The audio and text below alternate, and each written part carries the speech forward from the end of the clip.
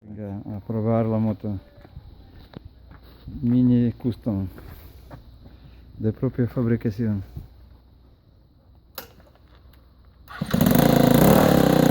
Muy bien, arranca.